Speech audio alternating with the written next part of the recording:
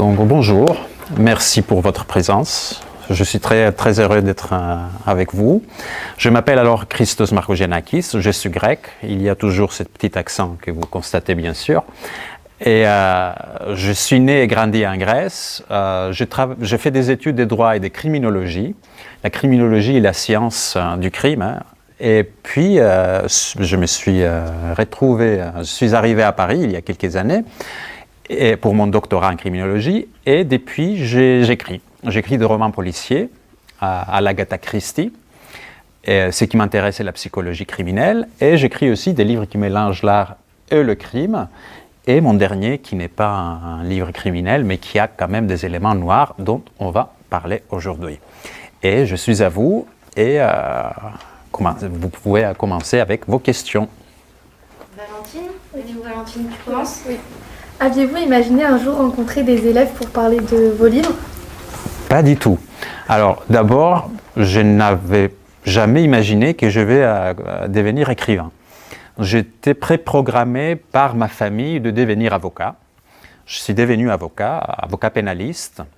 Je défendais des criminels, ça arrive.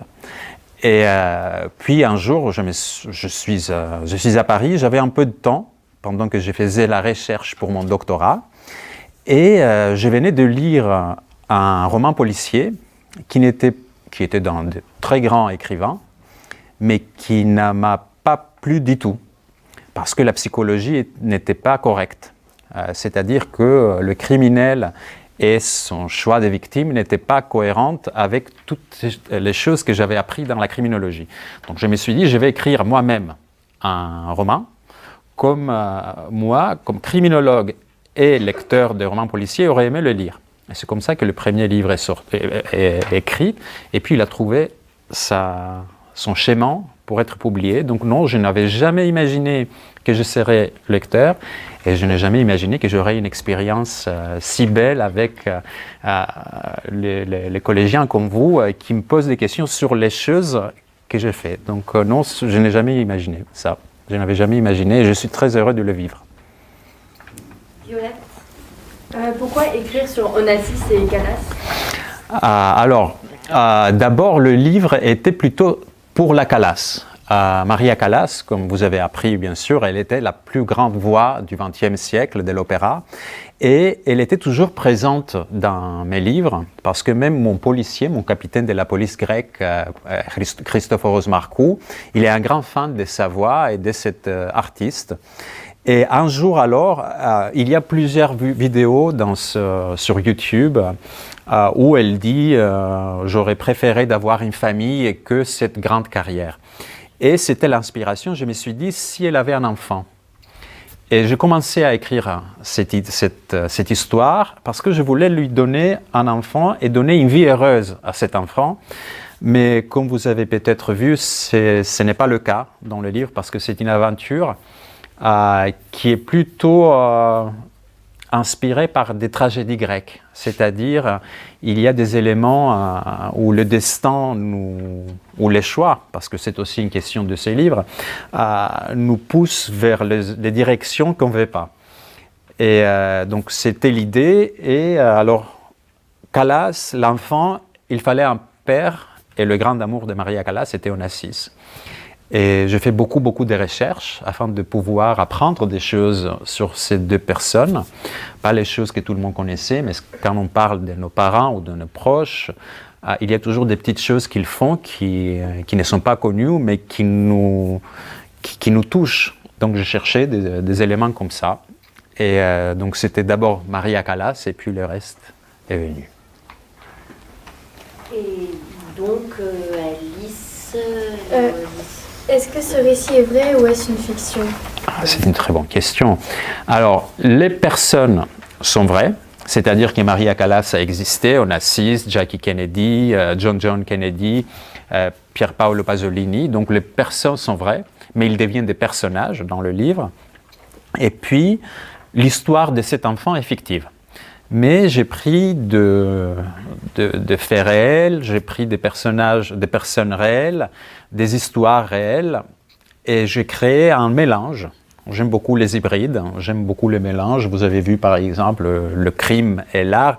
Ce n'est pas évident, on ne peut pas imaginer que ces deux éléments peuvent se mélanger. Mais j'aime alors mélanger la fiction et la réalité. Et il y a beaucoup de journalistes ou de lecteurs qui ne peuvent pas vraiment trouver où se trouve la frontière entre la réalité et la fiction. Et pour moi, c'est une réussite, ça. Parce que quand on ne sait pas, on peut imaginer. Et c'est l'imagination qui compte. Et pour moi, c'est la chose la plus importante. Voilà. Jules, Combien de temps vous a-t-il fallu pour écrire Le Fils caché? Alors, pour l'écriture, ça m'a pris presque 1 an. Mais avant de commencer, il fallait vraiment faire une recherche. Donc j'ai passé 3 ans. En même temps, j'écrivais d'autres choses, mais j'ai passé 3 ou 4 ans en faisant des recherches sur les 2 personnes et aussi la psychologie, parce que, comme on a dit tout à l'heure, la psychologie, les réactions, je veux que ça soit vraiment tout réel pour le lecteur. Donc ça m'a pris en total 4 ans, recherche et écriture, et, parce qu'il faut que vraiment les recherches soient to the point, vraiment correctes. Voilà. Pourquoi faites-vous toujours référence au dieu grec et à la mythologie? Parce que, alors je suis grec, j'ai grandi avec la mythologie. Au lieu de contes de fées, nous en Grèce, on grandit avec les mythes des dieux, des héros grecs. Et puis, pour nous, c'est normal. Et on se rend compte beaucoup plus tard, en fait, que la mythologie qu'on apprend très petit est très violente. Et là, tous les éléments d'un roman policier même. Et je vais vous poser alors la question, parce qu'ils m'ont dit que vous allez quand même comprendre de quoi je parle. Est-ce que vous lisez un peu des romans policiers? Vous connaissez un peu... Donc, il y a quelques éléments qui sont indispensables. Le premier, c'est un crime non résolu. Parce que si on a la réponse, on n'a pas besoin de faire la question. Deuxième point, c'est quelqu'un qui cherche la vérité. Un policier, un détective, un roi. Le troisième, c'est un cercle de suspects, un cercle fermé. 3, 4, 10 personnes maximum. Et les indices qui nous amènent vers l'un et l'autre. Et chaque fois, je dis non, c'est lui le tueur, non, c'est elle la tueuse. Et puis à la fin, on a la révélation. Et on a parfois le twist, un rebondissement, une surprise. Est-ce que vous avez dans votre tête un mythe avec quelqu'un qui cherche, un mythe grec, avec quelqu'un qui cherche la vérité sur un meurtre, qui a des personnages et des personnes qui sont suspects, et qui après découvre la vérité, mais la vérité est choquante, parce que lui, qui est le détective, entre guillemets, qui cherche la vérité, en même temps, sans le savoir, il est le meurtrier. Ça vous dit quelque chose? Non, vas-y. Tout à fait. Édipe Roi, voilà. Et pour moi, alors, c'est vraiment la base des romans policiers. Et ce que les Anglais appellent who done it. Vous comprenez qu'est-ce que ça veut dire who done it? C'est qui a fait. Qui est le coupable? Who done it? En même temps, j'aime aussi les mobiles, la psychologie dont on parlait tout à l'heure, c'est-à-dire le why done it, pourquoi quelqu'un commet ce crime.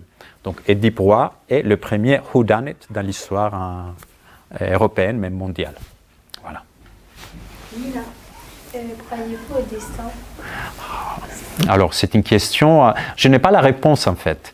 Je suis plutôt vers les choix. Je crois qu'on est les maîtres de notre propre destin avec les choix, mais je ne suis pas 100% convaincu en fait. Et c'est la question de toutes les tragédies. On voit, vous avez fait Antigone, je crois, très récemment, vous voyez que parfois on croit que c'est notre choix, mais c'est ces choix qui nous amènent vers le destin qui a été prévu par un oracle.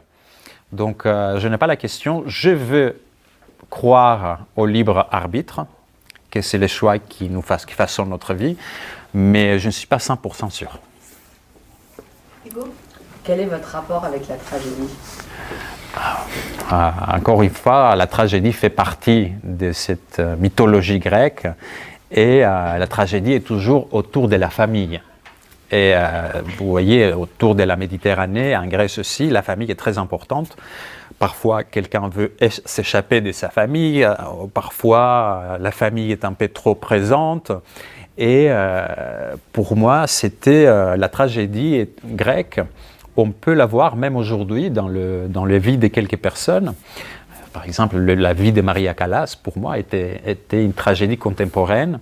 Et c'est ça que je voulais montrer avec ce livre. Et vous savez, même dans les séries aujourd'hui, dans les romans policiers, tout a été dit par la tragédie grecque. Et, parce que la nature humaine ne change pas. Même s'il s'agit de gens qui ont vécu 2, 3, 4, 5 000 ans avant nous, ou les gens qui vont vivre après nous, la nature humaine et le pourquoi restent les mêmes. Axel. Est-ce qu'on apprend à écrire des livres? Et si oui, comment avez-vous fait? Et comment avez-vous appris? Alors, on peut tout apprendre. À mon avis, la meilleure façon d'apprendre quelque chose est de pratiquer. On commence avec quelque chose, on ne sait pas. On pratique, on pratique, on pratique. Et puis on devient chaque fois, chaque jour, avec chaque essai et chaque échec, on devient meilleur. Moi, comme je vous ai dit, je n'écrivais pas. J'étais un très grand lecteur. J'ai toujours aimé lire. J'écrivais des documents juridiques, parce que c'était mon travail. Et puis je commençais alors à écrire quelque chose qui aurait plu à moi. C'était vraiment très, très personnel, très subjectif. Et avec le temps, maintenant, ça fait 10 ans presque que le premier livre est sorti. Je lis ce que j'avais écrit et j'avais publié il y a 10 ans, et j'ai dit, mais alors, aujourd'hui, j'aurais pu faire mieux. Donc, on évolue, et on évolue surtout. Donc, si vous aimez faire quelque chose, et vous dites non, je ne suis pas assez bien, non, il faut continuer, il y a une phrase que j'aime beaucoup, il faut échouer, et chaque fois échouer mieux. Donc il faut continuer à faire ce que vous aimez à faire, et un jour vous allez devenir le meilleur à ce que vous aimez faire. Merci. Qu'est-ce qui vous plaît dans le fait d'écrire des romans policiers? Alors, ce qui me plaît le plus, c'est qu'on a toujours la résolution et la réponse, qui n'est pas le cas dans la vraie vie. Moi, j'ai travaillé comme avocat pénaliste, donc j'ai vu en fait un peu comment la vie marche. Et dans les romans policiers, à la fin, on a toujours les coupables. On sait, même si la police ne sait pas, à la fin de ces livres, les lecteurs savent. Et 8 fois sur 10, ces coupables est arrêté et puni. Ce n'est pas le cas dans la vraie vie. Donc j'aime que dans les livres que je lis et que j'écris, on peut vraiment trouver la résolution et avoir ce happy ending où les méchants soient punis et les innocents acquittés, qui n'est pas, comme je vous ai dit, le cas dans la vraie vie toujours.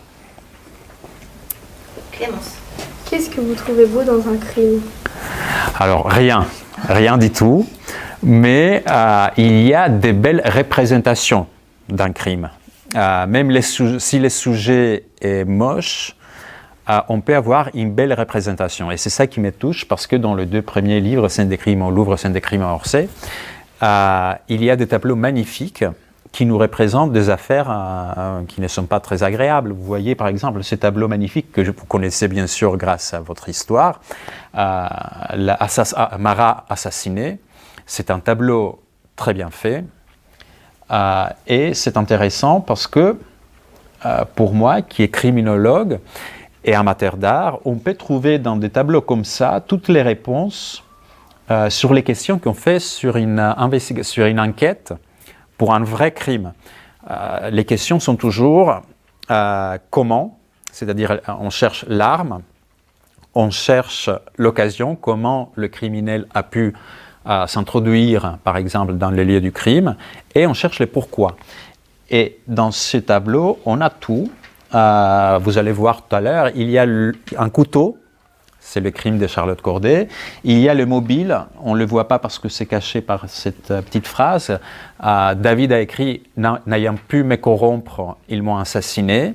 C'est le mobile. Pourquoi cet homme est assassiné? Au moins pour David, parce que Charlotte Corday avait dit quelque chose d'autre. Elle avait dit « J'ai tué un homme afin de sauver 100 000 ». Et il y a aussi l'occasion, vous voyez cette lettre que Marat a toujours dans sa main, qui était une lettre que Charlotte Corday a écrite en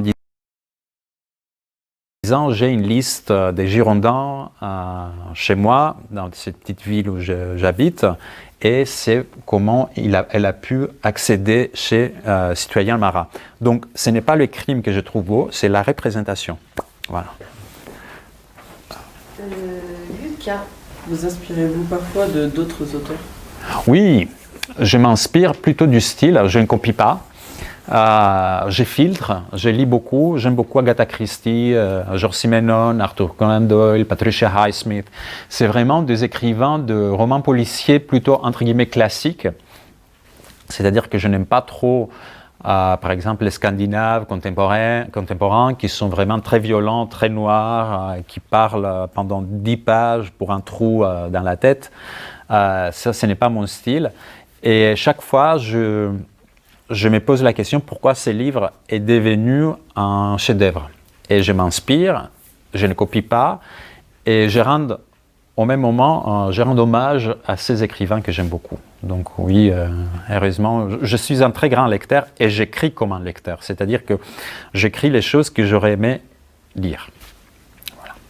Augustin. Quel type d'œuvre préférez-vous écrire? J'aime beaucoup les romans policiers pour trouver la solution et pour un peu torturer les lecteurs qui dit ah oui, je connais qui est le coupable, et puis donc 10 pages, il dit ah non, non, ce n'est pas lui, ce n'est pas elle, c'est un autre. Donc j'aime beaucoup ces jeux entre le chat et la souris. Et puis j'aime beaucoup l'art et j'aime la mythologie. Donc en fait, c'est les sujets qui me passionnent et qui m'inspirent afin d'écrire quelque chose. Mais entre tous mes livres, il faut avouer que mon préféré, je crois, est celui-ci. Parce que c'était plus personnel et il pose des questions qui nous touchent tous et toutes, je crois. C'est la question de l'identité, des racines et du destin contre les choix. Et là, on va passer du coup à la question. Tu as eu la réponse. Noam. Dans quelle langue écrivez-vous? Alors, les romans policiers qui se passent en Grèce, quand je vais décrire un peu la réalité et la vie quotidienne un peu surréelle grecque, je les pense, en grec, donc j'écris en grec. Et puis j'ai une très bonne traductrice, Hélène Zervas, qui est moitié grecque, moitié française, qui fait la traduction. Et comme je me débrouille, je lis tout, je relis, et s'il y a des questions, je lui pose les questions. S'il y a des choses qu'elle a mal compris, je lui dis ce que je voulais dire. Donc les romans policiers sont écrits en grec, et les livres d'art et celui-ci ont été écrits en anglais. Et pourquoi l'anglais pour celui-ci? Les cours de criminologie et mes recherches, c'était plutôt en anglais, donc pour moi, c'est des livres qui étaient les sujets de mon doctorat, étaient plutôt en anglais. Et celui-ci a été en anglais parce que, pour moi, l'anglais européen, c'est-à-dire l'anglais qu'on parle tous sur le continent, qui n'est pas l'anglais correct d'Oxford qui parle les Anglais, est la langue de quelqu'un qui n'appartient nulle part et qui en même temps appartient partout. C'est la langue d'un apatride, quelqu'un qui n'a pas une patrie, parce que l'anglais est devenu la langue commune, que même si on parle 2-3 mots, on peut quand même s'exprimer et on peut communiquer. Donc Homero, qui cherche où il appartient, pour moi, c'est le texte qui a posé cette langue. Puis en français, j'écris des réponses aux interviews et j'écris des petites nouvelles. Je n'ai pas encore la confiance d'écrire 400 pages en français, parce qu'il faut vous dire, il faut avouer que quand je suis arrivé en France en 2011, je ne parlais pas du tout le français, je parlais le grec et l'anglais. Et donc pour l'instant, chaque fois je pose la question à mon éditrice ou à mon éditeur, est-ce que tu préfères que j'écris, que vous traduisez mon anglais ou mon grec, ou que vous corrigiez mon français, pardon. Et chaque fois, elle me dit, tu écris dans la langue où tu te sens plus à l'aise. Voilà. Donc c'est le grec et l'anglais. Dans quel pays vos livres sont-ils publiés et rencontrez-vous le même succès? Alors, les livres pour l'instant sont dans 4 langues. L'anglais, le français, l'allemand et le grec.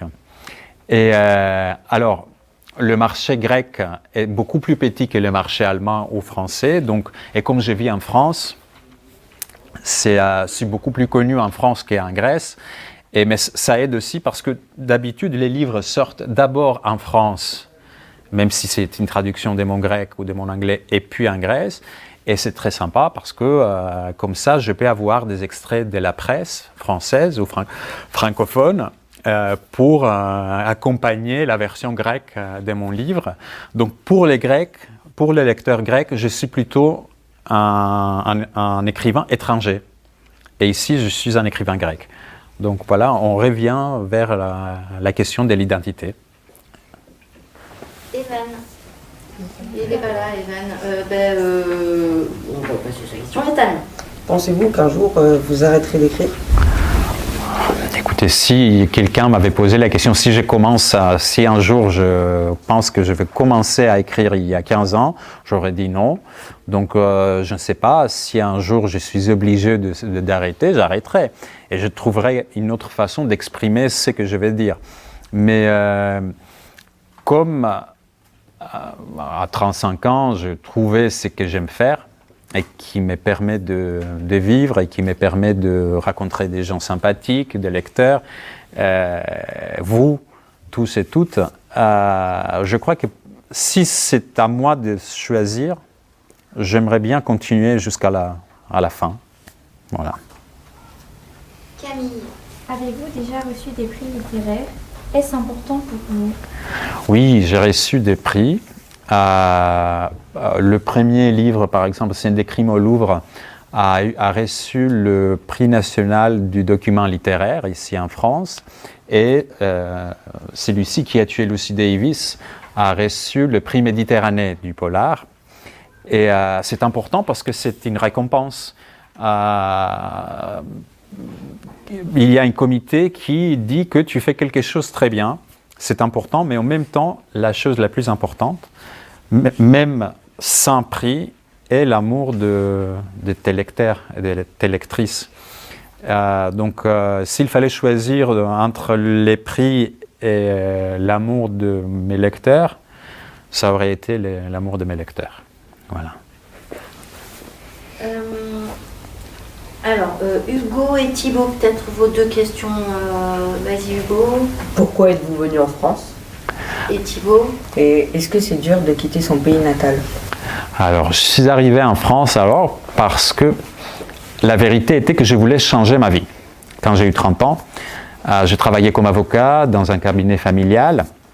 Et un jour, à 30 ans, je me suis dit, est-ce que je vais continuer cette vie pour le reste de ma vie? Et je me suis dit, non, j'aimerais bien avoir une aventure. Donc, j'ai trouvé un prétexte qui était la recherche de mon doctorat. Le doctorat était le sujet était la représentation du meurtre dans la peinture française du 19e siècle. Et bien sûr, pour faire la recherche pour la peinture française, il fallait venir en France. Je connaissais déjà un peu Paris, mais comme touriste, je ne parle pas la langue, je ne connaissais personne, mais il y avait quelque chose, qui m'invitait vers votre pays. Et je suis arrivé en 2011 et depuis, je n'ai pas quitté. J'ai quitté ma vie d'avant et je mène une nouvelle vie depuis un moment ici et je suis très heureux. C'était difficile, c'est toujours difficile de quitter quelque chose qui est une habitude, qui est même un programme prédestiné.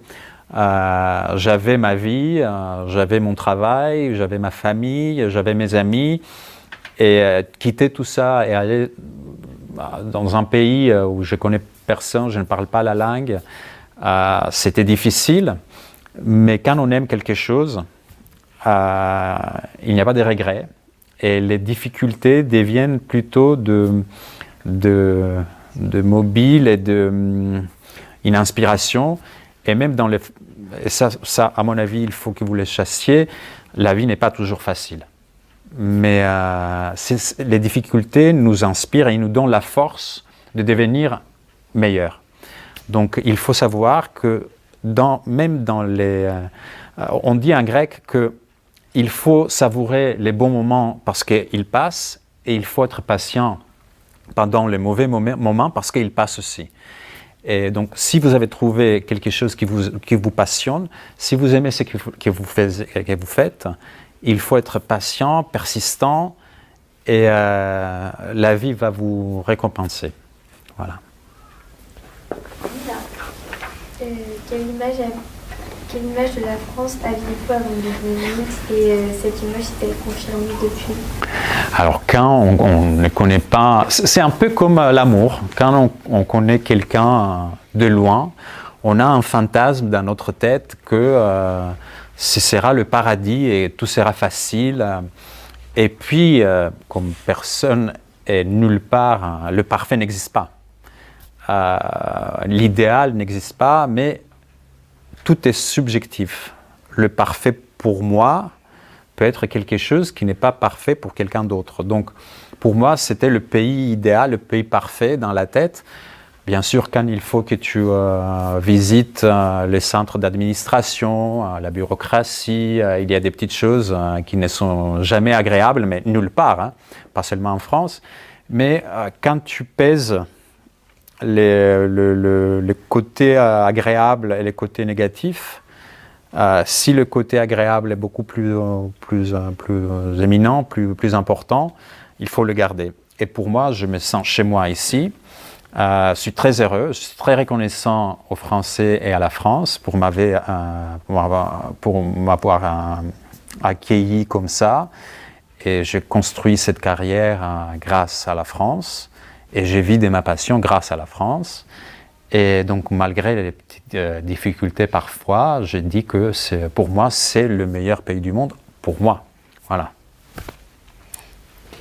Axel. Vos parents ont-ils des liens avec l'écriture? Non. Alors, ma mère est une grande lectrice. Donc, c'est elle qui a apporté beaucoup de livres toujours depuis mon enfance et l'enfance de mon frère chez nous. Après, il faut dire que même si on a grandi dans le même ménage avec mon frère lisait depuis l'époque beaucoup moins. Il est plutôt sportif. Moi, j'étais plutôt quelqu'un qui aimait lire. Et mon père, il écrivait, mais il écrivait encore, comme il est avocat, il écrivait des choses, des documents juridiques. Et donc, il n'y a personne dans ma famille qui écrit. Il y a des personnes qui jouent de la musique, il y a des personnes qui font de la peinture, mais pas d'écriture. Donc je crois que je suis le premier dans ma famille qui écrit, et qui écrit d'une façon professionnelle. Jules, je ne sais pas si c'était toi ou Jules, mais tu peux peut-être quand même nous lire la question suivante. Trouvez-vous que la langue française soit difficile à apprendre? En combien de temps l'avez-vous maîtrisée? Alors, il faut dire que toutes les langues sont difficiles quand tu es loin d'un pays, du pays où cette langue est parlée. Mais quand tu vis dans un pays, c'est beaucoup plus facile à apprendre parce que tu l'entends partout. Donc, le français n'est pas une langue si simple ou facile comme l'anglais.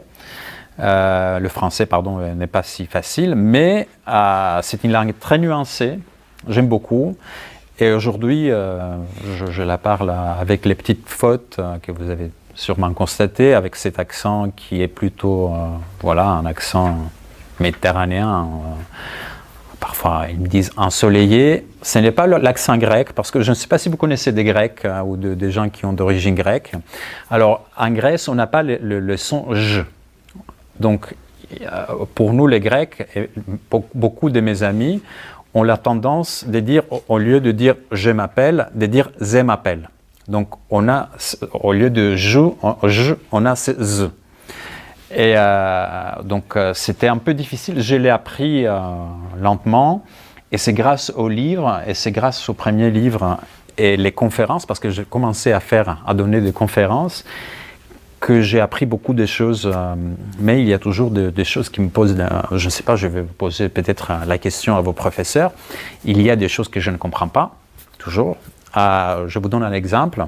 Alors, j'ai parlé, quand je faisais la promo pour la scène des crimes au Louvre, il y a un très bon tableau qui nous représente Salomé. Vous connaissez un peu Salomé?